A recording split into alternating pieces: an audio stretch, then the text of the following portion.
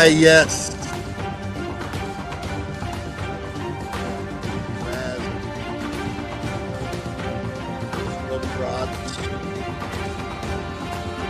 alcohol.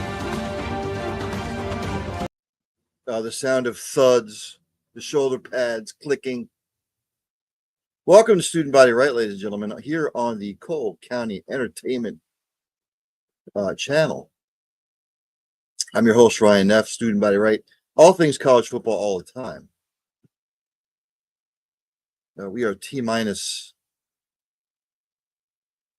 I'm trying to think, 12 days and counting until the start of week 0, as they call it, which is stupid.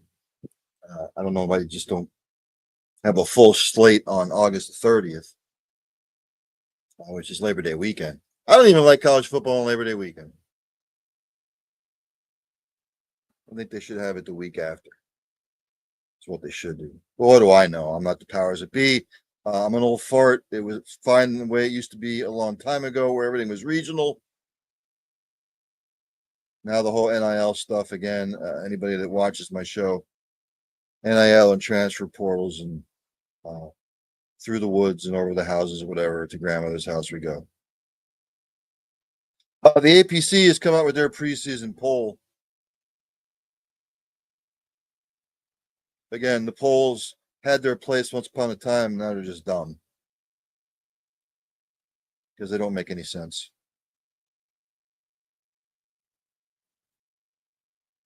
They play half the season, then let the College Football Playoff Committee come up with their poll. It's not rocket science. Get rid of the AP poll, get rid of the coaches poll. All the publications, whoever comes out with their publications, their college football publications like Phil Steele, that's fine and dandy. The ESPN wants to come out with, don't even do polls anymore. It just changes after week 1 anyway.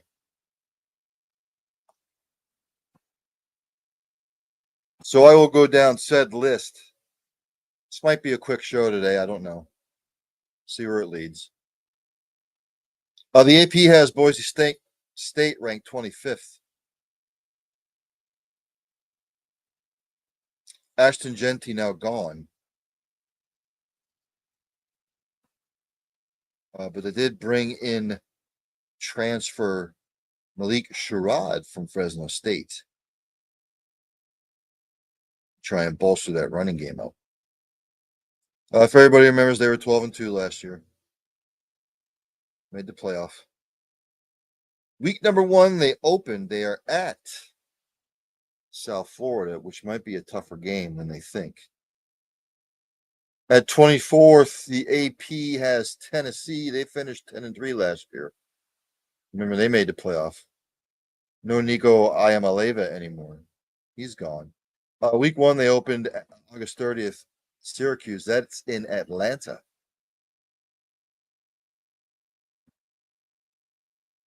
Some people might think that Tennessee might be ranked too low here. Again, rankings are just,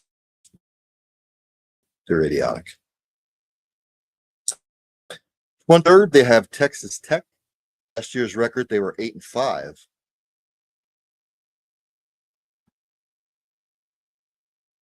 They open August 30th at Arkansas Pine Bluff.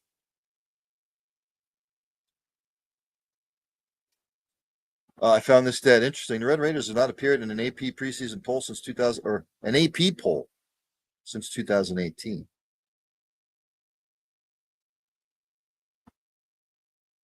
I thought this was surprising too.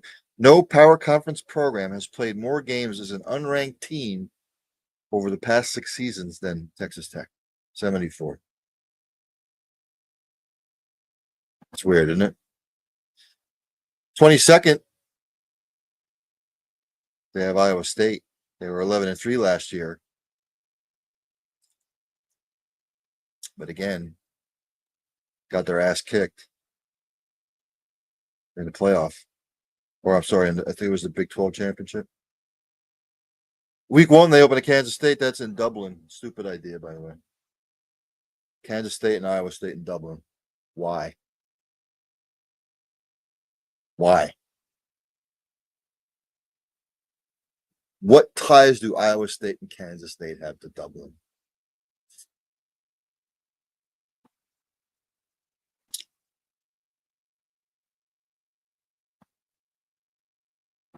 Iowa State's defense against the run last year was putrid. They ranked 126th. That needs to change. Number 21, they have Ole Miss. Ole Miss was 10-3 last year. Lane Kiffin bitched, but they should have been in the playoff. But that's what Lane does. He bitches all the time. Never happy. They open week 1, August 30th against Georgia State. Some facts here. Ole Miss returns 45% of its defensive production. Good for them. In 2024, the Rebels ranked first in the SEC in points allowed per game, only 14. And rush yards allowed per game, 81. And they couldn't make the playoff.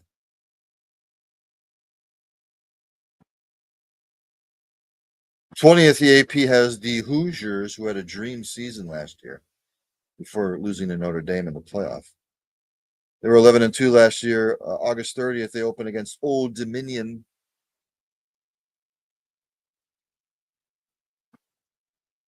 Interesting stat. Should Indiana win 8 or more games, it would mark the first time since 1987 and 1988, when I was a sophomore and junior in college, that the Hoosiers won at least 8 games in consecutive seasons.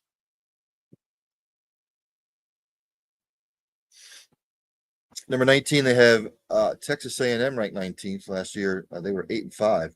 Remember, at one point, I believe Texas A&M was 7-1, and then fell apart. Week 1, August 30th at Texas San Antonio, or home against Texas San Antonio. A stat here: defensive end Cassius Howell had a 16.2% pressure rate last season, 6th best among FBS players. Ranked 18th, they have the Oklahoma Sooners, which I don't know why. Has anybody seen Oklahoma the last couple of years? They were 6-7 last year. They opened week number 1, home against Illinois State.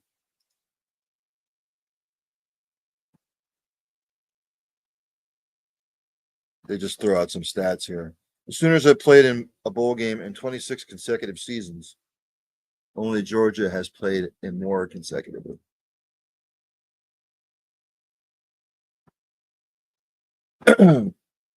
17th, they have ranked Kansas State ranked 17th. Kansas State was 9-4 last year. They fell apart too toward the end. Again, they opened against Iowa State next Saturday, not this Saturday, the following Saturday.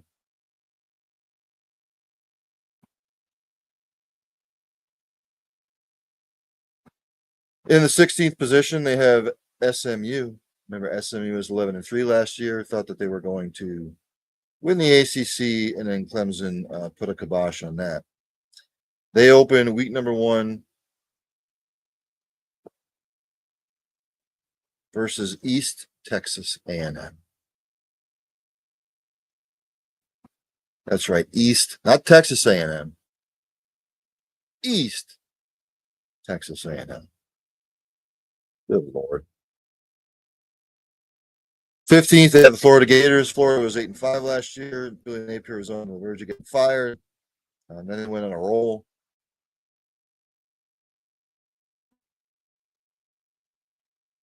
Everybody knows I'm a Gator fan. They open week number 1, August 30th versus Long Island. Like the whole state. I'm sorry, the whole island. Sorry, I'm thinking Rhode Island. Sorry. So is it Florida playing against the entire population of Long Island? I've never even heard of Long Island as far as the university goes. Long Island.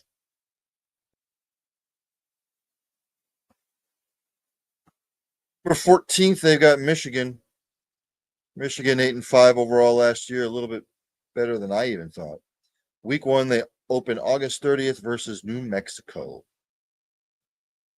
A lot of these games are at night. In the 13th position, they have South Carolina, which could be a surprise team this year. They were 9-4 last year. They caught fire, beat Clemson. They open August 31st, which is a Sunday. They'll be playing Virginia Tech. That's in Atlanta. And number 12, one of my dark horses, the Illini, the Fighting Illini of Illinois. They were 10-3 last year, a fantastic season. They opened up week 1 on my birthday, August 29th, versus Western Illinois. Here's a stat that I did not realize.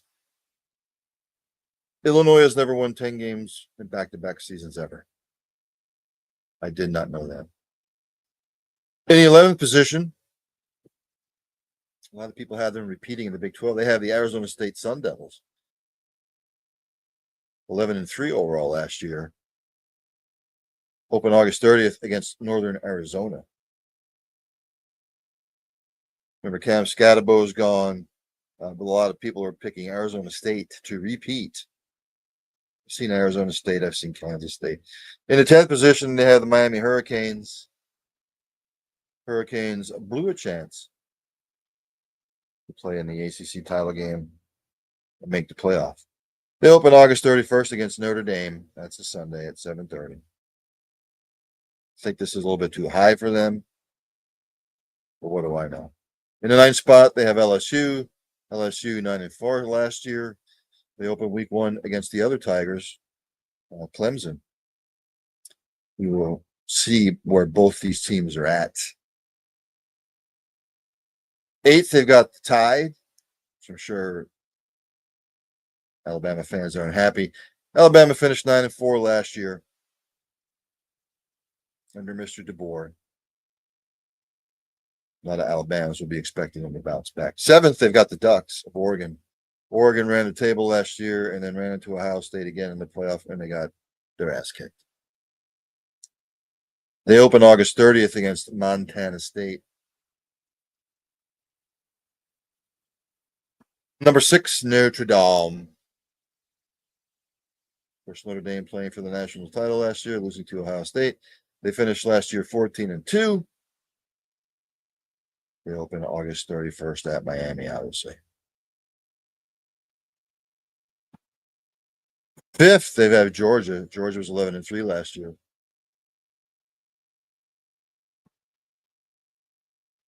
They open August 30th versus Marshall. Number 4, they have Clemson. Clemson 10-4 last year, ACC champs. Again, they play LSU.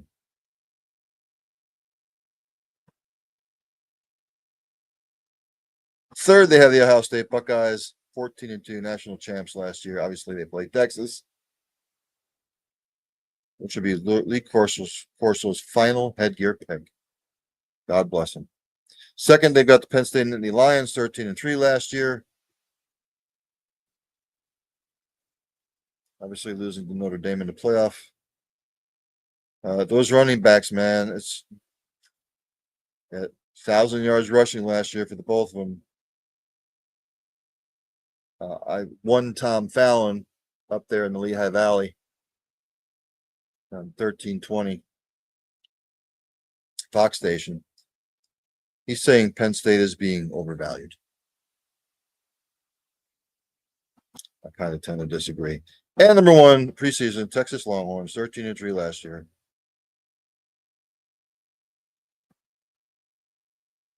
Just out on playing for the national title. So there you have it. Again, I don't put any stock into this because after week 1, it's going to change anyway.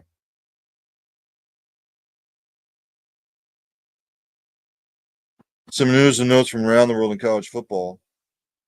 Kurt Warner's son, he's going to start for Fresno State, so good for him. If anybody follows Vegas and the betting, Texas is the first number 1 team to be an underdog in week 1.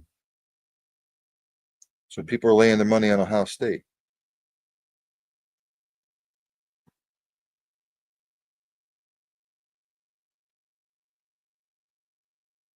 I saw this unfortunately for Baylor, Dawson Pendergrass, the running back. He is to have foot surgery and miss the entire season, which kind of sucks because he did a decent job last year. I saw LSU quarterback Nussmeier is dealing with patellar tendonitis, which anybody, if you ever had patellar tendonitis, sucks.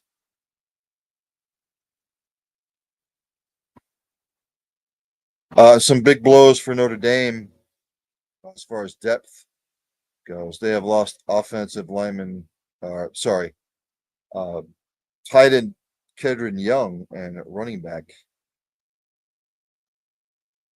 Kedron Young. I'm sorry, tight end Kevin Bauman.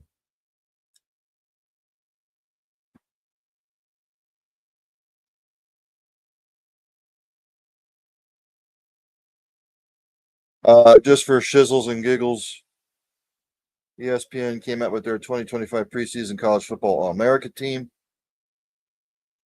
At quarterback, they have Cade Klubnik, quarterback from Clemson. Still need to see it out of him. Running back, Jeremiah Love, Notre Dame. Also running back, Nicholas Singleton, Penn State. Wide receiver, Jeremiah Smith from Alabama. Wide receiver, Ryan Williams from Alabama. Tight end, Eli Stowers from Vanderbilt. On the offensive lineman, offensive tackle, Spencer Fano for Utah. I'm going to butcher this name. Offensive guard for Penn State, Olavavega Ione. Center, Jake Slaughter from Florida. Texas A&M offensive guard, Armars Reed Adams. Offensive tackle, Caden Proctor from Alabama. All-purpose guy, Desmond Reed from Pittsburgh. On the defensive side of the ball, defensive end, Dylan Stewart, South Carolina. Defensive tackle, Peter Woods, Clemson. Defensive tackle, Mr. Overton, or defensive tackle, LT Overton of Alabama, who's a beast, by the way. Defensive end, TJ Parker for Clemson. Linebacker, Anthony Hill Jr., Texas. Linebacker, Kyle Lewis, Pittsburgh. Linebacker, Gabe Jacobs, Illinois. Cornerback, Leonard Moore, Notre Dame. Cornerback, Jermod McCoy, Tennessee. Safety, Caleb Downs, Ohio State. Safety, Mount. And on special teams, the place kicker, Dominic Zavada, Michigan. The punter, Brett Thorson for Georgia. And the returner, Varian Brown for LSU. Pardon me while I take a sip of my beverage.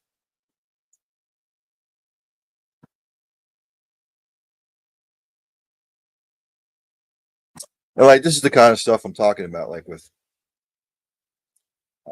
ESPN comes out. They have a AP college football preseason poll, one bet for every top 25 team. This is the kind of like stuff they have to just like throw in there. They're saying the best bet for Boise State is they will win the Mountain West Conference. Boise State is minus 160. Number 24, Tennessee Volunteers. Basically what they're saying is bet the over for Tennessee Volunteers win total, which is at 8.5. And right now it's a plus 105.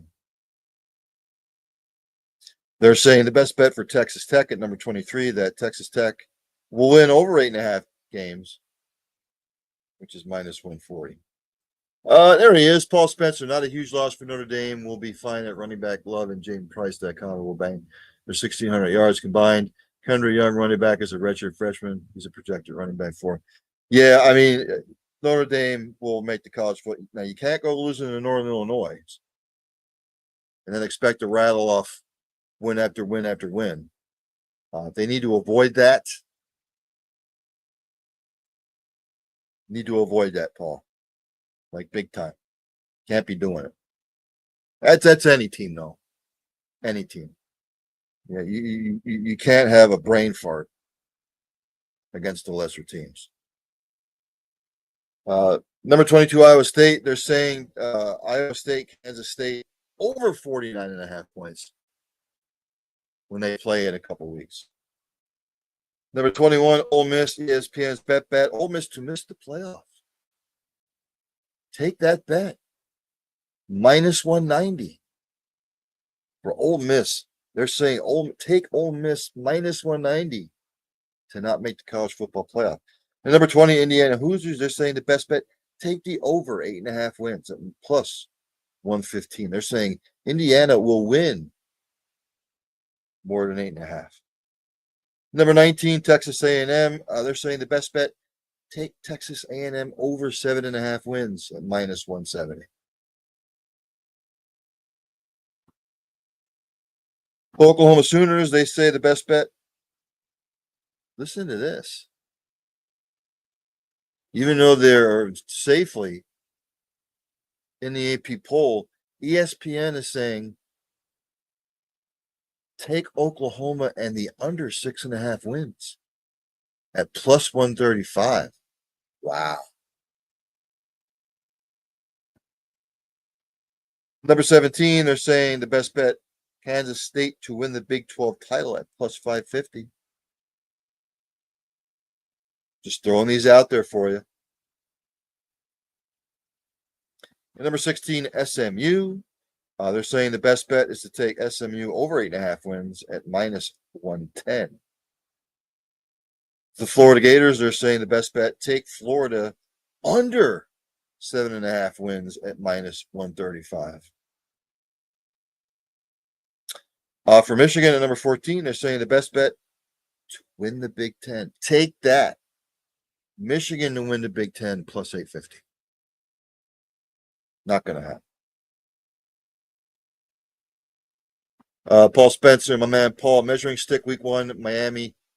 Yes, Miami and Notre Dame. Catholics, convicts.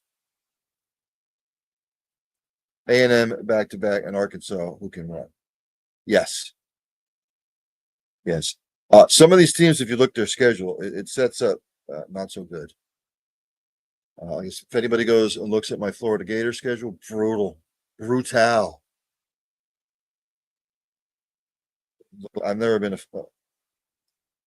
I was never a fan of the Billy Napier hire. Coaching in the Sun Belt is a lot different than coaching in the SEC. Yes, they rattled off 5 straight victories last year. I get it. They sucked it up. They took a gut punch and they responded. Need to see it consistently. As Paul knows, out of your program, you want to see the consistency. You want to see the program is headed in the right direction. We will see what happened, not only with Notre Dame, Florida. How does Ohio State respond now that they've lost some pieces? How's Texas going to be under Arch Manning? How's Penn State going to be under Alar? You got the 2 running backs. We'll see. South Carolina at number 13, they're saying the best bet, bet the over for Carolina plus 7.5 wins at minus 105. Ooh. Illinois at number 12, they're saying bet the under. That Illinois is under 7.5 wins at plus 130. Number 11, Arizona State. Ooh. They're saying the best bet, take Arizona State under 8.5 wins at minus 120. The Miami Hurricanes, the bet. ESPN saying take Notre Dame minus the 2.5, Paul. They're saying take Notre Dame. Now, I don't know what the spread's going to be by the time game starts, but here they're saying 2.5. LSU Tigers, they're saying the best bet is to take under 8.5 wins, plus 135. Number 8, Alabama Crimson Tide, they're saying bet Alabama to miss the playoffs at plus 125. The Oregon Ducks, best bet. They're saying Oregon to miss the playoff at minus 210. That's your best bet. If you're betting on this, this is all if you're betting on the season.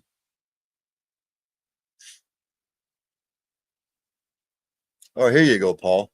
You're still watching. At number 6, they're saying that if you're going to lay money on Notre Dame, the bet is head-to-head most regular season wins. Notre Dame minus 130 versus Texas. So basically, what ESPN is saying is that Notre Dame will have more wins than Texas this year.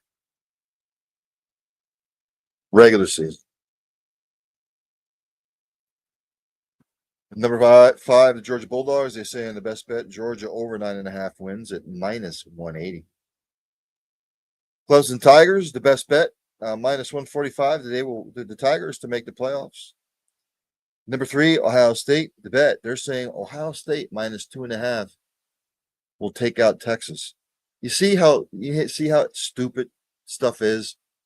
Most everybody has Texas ranked as their number 1 team, but most everybody has Texas losing to Ohio State the first week. Make it make sense. You see how asinine stuff is? Texas is the number 1 preseason. Texas is the number 1 team in the country. Preseason, by far. But they're going to lose to Ohio State.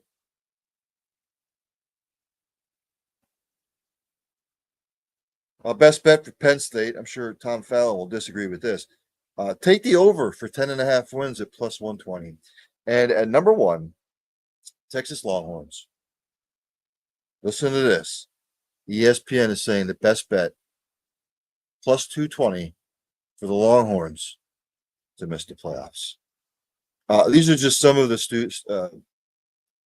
stupid things that publications and networks come out with. So I think I'm going to end it there. Now, ladies and gentlemen, next week, and I have to pull it up here. Give me just a second. I will be doing my 2nd annual college football preview special, August 22nd, which is next Thursday. I will be doing it from 6 p.m., hopefully till 10 p.m. If not, we have to cut it short. That's fine. At Bailey's Bar and Grill here, where I live in Levittown, at 6922 Bristol Emile Road. So if you're local, come on out, have a beverage, have some food. If you want to hop on the show, talk about your favorite team, that's fine. I have guests galore that are coming on. I'll be talking about that particular program, what we expect out of them, picking people's brains about who they think might make the college football playoff. If you across the country, join in. Join in. It's always welcome. I've got like 15 or 16 guests coming on from across the country to wax poetic about college football. I'm going to end it here. So next Monday, I will not be doing a student body right. I will be saving all this for next Thursday when we really get into the nitty-gritty of it. So with all that being said, again, thanks to everybody that tunes in. A new era for myself. Thanks to the gentleman over at Polk County Entertainment, Mr. Tom, Mr. Norm, everybody over there from welcoming me into their family. With all that being said, have a safe night, everybody, and stay cool with the heat. I'm out.